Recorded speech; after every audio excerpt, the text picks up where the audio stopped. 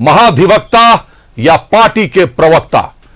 झारखंड के महाधिवक्ता राजीव रंजन पर भाजपा ने गंभीर आरोप लगाए हैं। सांसद दीपक प्रकाश ने आरोप लगाया है कि राजीव रंजन महाधिवक्ता होते हुए जेएमएम के लिए और कांग्रेस के लिए सत्तारूढ़ दलों के लिए पार्टी के प्रवक्ता के तौर पर काम कर रहे हैं। घूम घूम कर राज्य में बार एसोसिएशन की बैठक के नाम पर वकीलों को साधने का काम कर रहे हैं। पेंशन और आवास का लालच देने का काम कर रहे हैं। संवैधानिक पद पर बैठे राजीव रंजन को यह शोभा नहीं देता। चुनाव आयोग से उन्होंने तत्काल प्रभाव से राजीव रंजन को पदमुक्त करने की मांग की है। एक ग्राफिक्स दिखाते हैं आपको कि क्या कुछ है मामला। महाधिवक्ता राजीव रंजन पर बीजेपी ने लगाए गंभीर आरोप। संवैधानिक पद पर रहते हुए राजीव रंजन बन गए प्रवक्ता। दीपक प्रकाश ट्रस्ट कमेटी के चेयरमैन की आड़ में महाधिवक्ता कर रहे पार्टी का प्रचार। बीजेपी के विधि प्रकोष्ठ ने चुनाव आयोग से की लिखित शिकायत। राजीव रंजन पर हर चुनाव में संदेहास्पद भूमिका निभाने का आरोप। धनबाद और गिरिडीह बार एसोसिएशन में वकीलों को साध रहे महाधिवक्ता। बीजेपी का कहना है सांसद दीपक प्रकाश ने की चुनाव आयोग से मांग, तत्काल प्रभाव से महाधिवक्ता को किया जाए पदमुक्त। दीपक प्रकाश महाधिवक्ता का काम है सरकार को सलाह देना। बीजेपी कह रही है जेएमएम के तरफ से प्रचार प्रसार कर रहे महाधिवक्ता राजीव रंजन। वकीलों को पेंशन समेत अन्य बिंदुओं पर सरकारी मदद का दिया जा रहा है लालच। राजीव रंजन पर बीजेपी ने गंभीर आरोप लगा दिए हैं।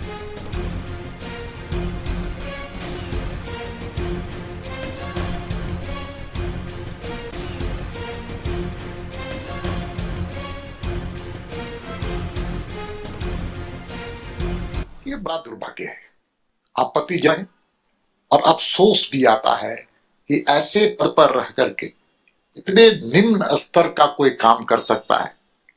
एडवोकेट जनरल बड़ा सामान्य पद है, सरकार को सुझाव देने का पद, संवैधानिक पद है, लेकिन वो किसी राजनीतिक दल का सदस्य नहीं होता है।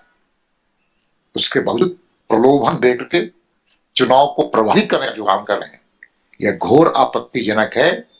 चुनाव आयोग से मैं मांग करता हूं कि अविलंब जो एडवोकेट जनरल का पद है उस पर उनको वहां से मुक्त किया जाए,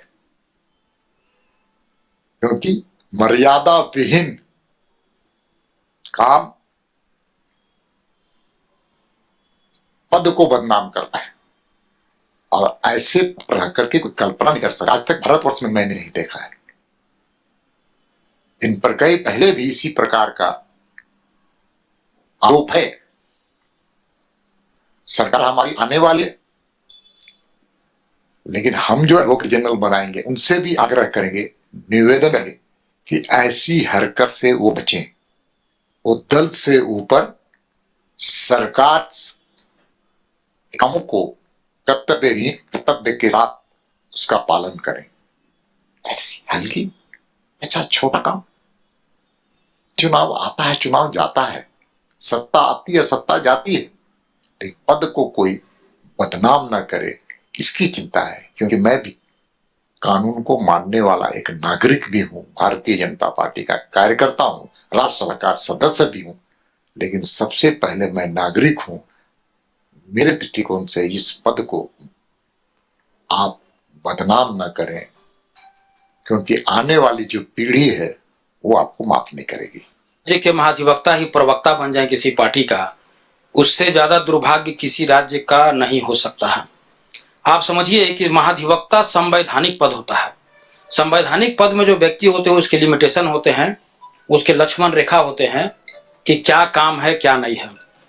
अब संवैधानिक पद में बैठा हुआ व्यक्ति क्या कर रहा है कि राज्य के अलग अलग जिलों में जाकर जो सरकार के कैबिनेट से जो पास हुआ था कि वकीलों को क्या लाभ दिया जाएगा, क्या क्या होगा, उसको फॉर्म भरवाया जा रहा है। और वो भी कब, जब एमसीसी लागू है, यानी चुनाव घोषणा के बाद ये सारे कार्य किए जा रहे हैं। इस संबंध में देखिए अभी लेटेस्ट आपको लेटर दे रहे हैं। ये जैसे जैसे चुनाव आगे बढ़ते जा रहा है वहां वहां ही जा रहे हैं। अभी 12 तारीख यानी आज का इनका कार्यक्रम है गिरिडीह और धनबाद में, इनको जाके वहां काम करना है। इसके अलावा इनकी पूर्व में भी शिकायत की गई थी चुनाव आयोग से, और जो भी ये योजना स्वीकृत हुए हैं कैबिनेट से वकीलों के लिए, इसका कोई नोटिफिकेशन नहीं हुआ है, इसका पैसा कहां से आएगा इसका भी कोई प्रोग्राम नहीं बना है। हम लोगों ने इलेक्शन कमीशन को कंप्लेन किया है कि ये महाधिवक्ता महोदय को उनके पद से हटाए, और हम महाधिवक्ता महोदय से भी आग्रह करते हैं कि अपना पद को छोड़ के सीधे जेएमएम ज्वाइन करके पूरे राज्य का भ्रमण करें, स्टार प्रचारक बन के प्रचार करिए पार्टी का। अब ये क्या है कि आप संवैधानिक पद का दुरुपयोग करते हुए कभी हाईकोर्ट में करते हैं काम, अभी हाईकोर्ट में आप बुला के सभी को, राज्य के सरकारी वकील को बुला के आप सभा कर रहे हैं, डिस्ट्रिक्ट जा जाकर बता रहे हैं। फॉर्म वितरण का जहां तक बात है, तो ये फॉर्म वितरण के लिए जो किया गया, क्या चुनाव आयोग से अनुमति ली गई थी? ये देखिए, ये खबरें छप रही है, क्या चुनाव आयोग से अनुमति ली गई थी? और यदि नहीं ली गई थी तो सुओ मोटो इसमें इलेक्शन कमीशन को अभी तक संज्ञान लेना चाहिए। बावजूद हम लोगों ने एक गाइडलाइन भी दिया है सबकी, क्या क्या करना है इनको, क्या क्या नहीं करना है। ये सब चीज हम लोगों ने चुनाव आयोग से कहा कि तत्काल इनको पद से हटाकर पद मुक्त कर दिया जाए। दरअसल राजीव रंजन साहब के खिलाफ चुनाव आयोग से बीजेपी ने मांग की है। साथ ही साथ राजीव रंजन साहब की कई तस्वीरें वायरल हो रही हैं, हर जगह धनबाद गिरिडीह बार एसोसिएशन में गए हैं और वहां पर बार एसोसिएशन के पदाधिकारियों के तरफ से चिट्ठी निर्गत की जा रही है कि आपात बैठक है, बैठक में पेंशन, भविष्य निधि, कल्याण समेत अन्य बिंदुओं पर चर्चा होनी है। लेकिन आचार संहिता लगने के बाद एडवोकेट जनरल के पद पर हैं राजीव रंजन साहब और वो ट्रस्ट की कमेटी के चेयरमैन बनकर वहां जा रहे हैं। बार एसोसिएशन की अगर बैठक है, वहां पर वकीलों के भविष्य पर चर्चा होनी है, तो रांची से राजीव रंजन साहब को धनबाद या गिरिडीह जाने की अभी क्या आवश्यकता है? दूसरा बड़ा सवाल है कि फॉर्म अभी क्यों भरवाए जा रहे हैं? जो फॉर्म अभी राज्य की सरकार ने पास किया कैबिनेट से, अभी उसके फंड की पता नहीं, जैसा बीजेपी का आरोप है। फॉर्म अभी से कैसे भरवाए जा सकते हैं? तब तो फिर मैया सामान और गोगो दीदी के फॉर्म भी भरवाए जाने लगेंगे। फॉर्म भरवा कर वकीलों को ये साधने का एक तरीका बता रही है बीजेपी की, साध रहे हैं, वकीलों को ये विश्वास दिला रहे हैं कि सरकार आएगी तो आपको मुफ्त में आवास मिलेगा, पेंशन मिलेगा, जो तमाम सुविधाएं, जो कि होता नहीं दिखाई दे रहा है। एक बार आपको कुछ तस्वीरें दिखाते हैं। तस्वीरें देखिए, ये किस तरीके से धनबाद बार एसोसिएशन की तस्वीरें हैं, गिरिडीह बार एसोसिएशन की तस्वीरें हैं, जहां खुद एडवोकेट राजीव रंजन साहब बैठे हुए हैं, मौजूद हैं। बार एसोसिएशन की बैठक में एडवोकेट जनरल की या ट्रस्ट कमेटी के चेयरमैन की क्या आवश्यकता है, जबकि आचार संहिता फिलहाल लगी हुई है राज्य में?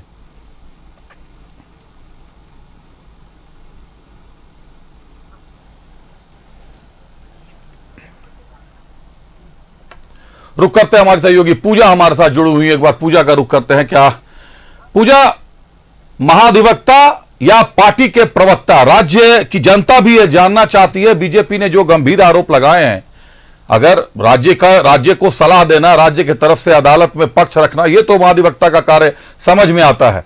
लेकिन जब एक महाधिवक्ता राज्य में हर जिले में घूमकर वकीलों को सरकार के प्रति, उनको सरकार की योजनाओं को बताएं, सरकार को में जो सत्तारूढ़ दल है उनको वोट देने की अपील करें, उनको साधने की प्रयास करें साधने का, तो इसको निर्वाचन आयोग कितना उचित मानेगा? पूजा,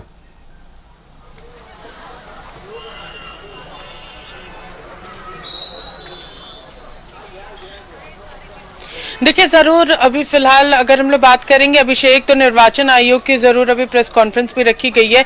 कई सारी चीजों को लेकर के सवाल भी वहां पर किए जाएंगे कि आखिर इस पूरे मामले को वो किस तरीके से लेती है और किस तरीके से इस पूरे मामले पर कार्रवाई करती है, क्योंकि दीपक प्रकाश ने यहाँ पर साफ तौर पर उन्हें पदमुक्त करने की बात कही है। जो एडवोकेट जनरल है उन्हें उस पद से हटाने की मांग की गई है अविलंब। और वहीं अगर हम लोग दूसरी ओर बात करते हैं, देखिए किस तरीके से यहाँ पर लगातार भारतीय जनता पार्टी ये सवाल उठा रही है कि जिस तरीके से सेकंड फेज में धनबाद और गिरिडीह में ये पूरी चुनाव होने हैं, वो उस तरफ बढ़ गए हैं और लोगों से, वहां पर जो बार एसोसिएशन के लोग हैं उनसे मुलाकात कर रहे हैं, एडवोकेट से लगातार मुलाकात कर रहे हैं और फॉर्म भराने का काम कर रहे हैं। और झारखंड में भी फिलहाल आदर्श आचार संहिता लागू है, तो इसको लेकर के लगातार भारतीय जनता पार्टी ने यहाँ पर इलेक्शन कमीशन को पत्र भी लिखा और इसके बाद इस पर कार्रवाई करने की भी मांग की है। एक साथ ही साथ यहाँ पर कई फोटोज के साथ उन्होंने ये पूरी चीजों को भेजा है। जो तस्वीर अभी फिलहाल आप दिखा रहे थे, उन तस्वीरों को भी भेजा गया है निर्वाचन आयोग के पास और सीधे सीधे आरोप लगाए गए हैं कि यहाँ पर जल्द से जल्द कार्रवाई होनी चाहिए। तो अब यहाँ पर महाधिवक्ता के ऊपर भी लगातार इस चीज को लेकर के सवाल उठ रहे हैं कि आखिर वो महाधिवक्ता है या फिर किसी पार्टी के यहाँ पर प्रवक्ता है। तो इसको लेकर के यहाँ पे सवाल उठ रहे हैं और साफ तौर पर कहा गया है कि हेमंत कैबिनेट से अभी ये सारी पेंशन हो या फिर जो भी सुविधाएं एडवोकेट्स को दी जानी है वो अभी फिलहाल कैबिनेट से पास हुआ है। उसको लेकर के राशि कहां से आएगी, क्या कुछ होना है, फॉर्म किस तरीके से अभी भरवाए जा रहे हैं, ये पूरी तरीके से गलत है। एक और यहाँ पर चीजें जो है वो यहाँ पर निकल कर आई, जो यहाँ पर कांग्रेस की तरफ से एक आज एड भी जारी किया गया था, उसमें मैया सम्मान योजना का लोगो इस्तेमाल किया जा रहा है। इन सभी चीजों को लेकर के लगातार Bharatiya Janata party election commission के पास अपनी इस बातों को रखते नजर आ रही है और लगातार लेटर जो है वो यहाँ पर देती आ रही है कि इस पर जल्द से जल्द कार्रवाई हो। और जरूर हम लोग भी यहाँ पर बातचीत करने की भी उनसे कोशिश करेंगे कि आखिर इलेक्शन कमीशन इस पूरे मामले को लेकर के क्या कुछ कार्रवाई करने वाली है। अभिषेक, बिल्कुल बातचीत करने का प्रयास करें पूजा, अगर आपके साथ कोई मौजूद हो तो। दूसरी बात यह है पूजा की लगातार बीजेपी चुनाव आयोग को पत्र लिख रही है, कई सारे मामलों को लेकर शिकायतें की गई है, लेकिन कार्रवाई होती नजर नहीं आ रही। वहीं कल जैसे ही कांग्रेस ने संजय श्रीवास्तव के खिलाफ मोर्चा खोला, संजय श्रीवास्तव को तत्काल प्रभाव से चुनाव आयोग ने, के रवि कुमार साहब ने सस्पेंड कर दिया। तो एक तरफ चुनाव आयोग पर यह आरोप लगते हैं कि बीजेपी के इशारे पर नाच रही है, वहीं दूसरी तरफ चुनाव आयोग की जो कार्यप्रणाली है कहीं ना कहीं उस पर बीजेपी का आरोप है कि ये तो विपक्ष का ही साथ देते हैं। तो निश्चित तौर पर आयोग है जो जिसको कि बीच में रख के काम करना है, उसको हर तरह के आरोपों के घेरे में पड़ना पड़ता है, क्योंकि उसको न्यूट्रल रहना पड़ता है। लेकिन जिस तरीके से तस्वीरें आई हैं महाधिवक्ता की, ये तो वकीलों को साधने का आरोप लग रहा है इन पर कि वकीलों को साध रहे हैं, पेंशन के फॉर्म भरवा रहे हैं, आवास पर बता रहे हैं, आगे चल के जो पेंशन मिलेगा स्वास्थ्य बीमा पर बता रहे हैं। और वहां पर जो चिट्ठियां हमारे पास आ रही हैं गिरिडीह बार एसोसिएशन से और धनबाद बार एसोसिएशन से कि वहां पर पदाधिकारियों के द्वारा यह कहकर चिट्ठी जारी की जा रही है कि भविष्य के कल्याण पर लेकर विचार विमर्श करना है। तो आखिर धनबाद बार एसोसिएशन में या गिरिडीह बार एसोसिएशन की कमिटी अगर बैठक बुलाती है तो एज ए महाधिवक्ता वहां शामिल होते हैं या ट्रस्ट कमेटी के चेयरमैन शामिल होते हैं? और जब आचार संहिता लगी हुई है तो महाधिवक्ता अपना पद छोड़कर या अपना पद को भूलकर वहां ट्रस्ट कमेटी के चेयरमैन के तौर पे कैसे शामिल हो सकते हैं?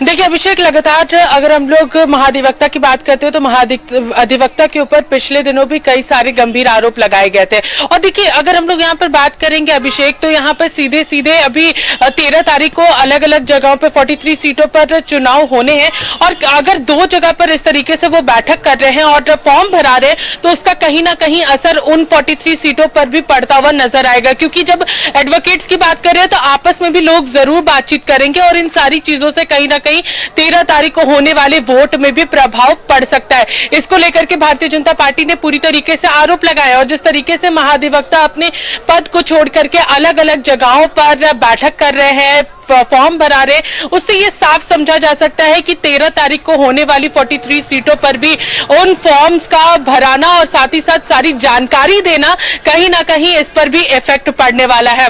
तो सीधे सीधे कहा जाए तो यहाँ पर बार एसोसिएशन के अलग अलग जगहों पर जाकर के 13 तारीख के वोटिंग में भी प्रभाव डालने का प्रयास जो है वो यहाँ पर माना जा सकता है। और पूरी तरीके से यहाँ पर आदर्श आचार संहिता लगी हुई है, इस तरीके से सरकार की योजनाओं को यहाँ पर प्रमोट करना, लोगों के बीच ले जाकर के फॉर्म भराना पूरी तरीके से गलत है।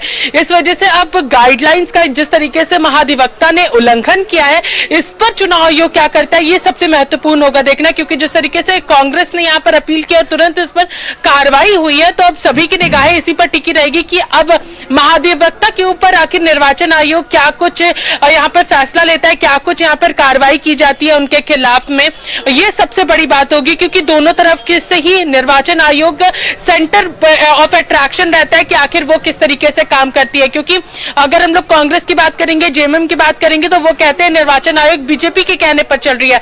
लेकिन जिस तरीके से कार्य चल रहा है उससे जरूर ये साफ तौर पर कहा जा सकता है कि अभी फिलहाल यहाँ पर निर्वाचन आयोग ने कांग्रेस की अपील पर तुरंत एक्शन लिया है, लेकिन बीजेपी लगातार कई मुद्दों को लेकर के निर्वाचन आयोग आ रही है, उस पर अभी तक कोई कार्रवाई नहीं हुई। और महाधिवक्ता का ये पूरा जो कार्यशैली अभी फिलहाल देखने को मिली है, इस पर जो कार्रवाई होगी या फिर अगर नहीं होती है तो किस तरीके से आगे चलने वाला है, ये बहुत देखने वाली बात होगी। अभिषेक, बिल्कुल पूजा, आगे चलकर क्या कार्रवाई होती है ये ध्यान देने वाला मामला गंभीर हो गया है। हर चुनाव में संदेहास्पद भूमिका निभाने का आरोप लग रहा है राजीव रंजन साहब पर और राजीव रंजन साहब अभी जिस पद पर रहे हैं, एडवोकेट जनरल के पद पर रहे हैं, सरकार को सलाह देना उनका काम है, सरकार का पक्ष रखना भी अदालत में उनका काम है, लेकिन चुनाव में पार्टी के लिए प्रचार प्रसार करने का जो आरोप है, ये गंभीर आरोप है और वकीलों को अच्छे से जानकारी है। हर कानून के दो पक्ष होते हैं, तो निश्चित तौर पर राजीव रंजन साहब भी कानून का एक पक्ष तो जानते ही होंगे और दूसरे पक्ष को भी जान रहे हैं। दोनों पक्ष को देखते हुए उन्होंने रास्ता निकाला होगा, लेकिन आम लोग भी ये देख रहे हैं कि एडवोकेट जनरल को आखिर इस समय क्या पड़ी है जाकर वकीलों को यह बताने का। अब तो 10 दिन बचे हुए हैं, मुझे लगता है 10 दिन में सरकार निर्धारित हो जाएगी कि सरकार किसकी आएगी, और वकीलों को कोई भी सरकार हो नजरअंदाज करके तो चलना नहीं चाहती है।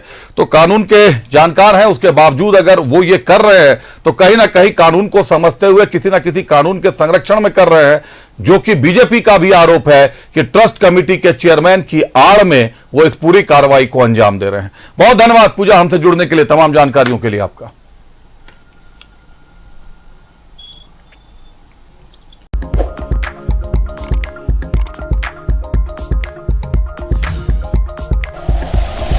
Like and share videos, subscribe करें हमारा चैनल और प्रेस करें बेल आइकॉन। न्यूज़ 11 भारत, सच है तो दिखेगा।